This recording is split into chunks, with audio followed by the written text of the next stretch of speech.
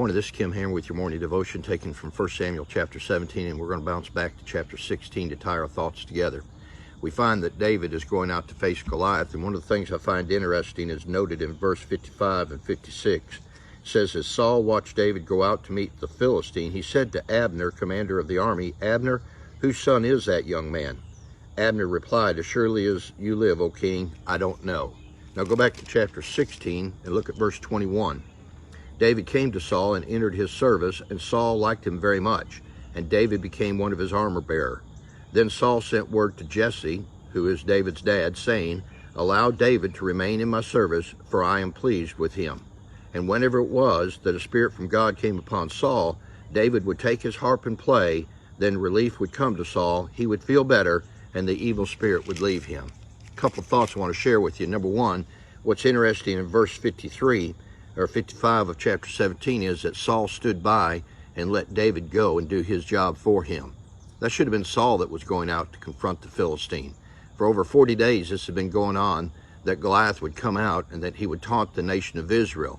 And Saul had yet to put himself on the front line or to put himself in a position to confront the giant that actually he should have been battling, instead of sending a young shepherd boy off to do the job for him.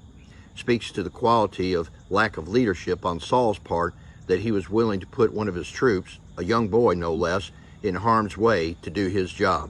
We shouldn't ever expect somebody else to do our job that God has given us.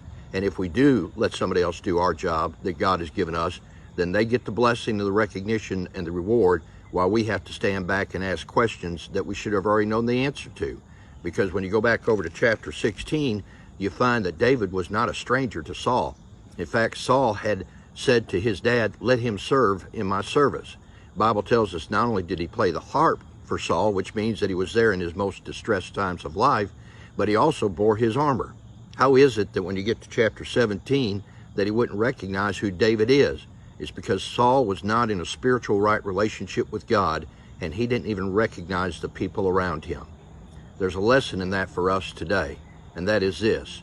If you're a David, and maybe you're not recognized by those that should know you, maybe it's because you're doing something in a mighty spiritual way that God has given you to do, that he has taken it away from somebody else who had the opportunity to do it, and he gave it to you.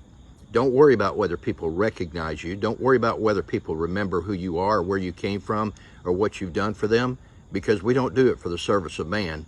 We do it for the service of the Lord, who can take even the weakest of us and strengthen us to go out and face the giants of the world. And when it's all said and done, God will get the honor and the glory, and everybody else will be left to explain their own actions while you glorify the Lord. Go out and be a giant for the Lord today, and don't worry about what anybody thinks, because they may not even recognize or remember who you are or what you've done for them, but it doesn't matter as long as God remembers.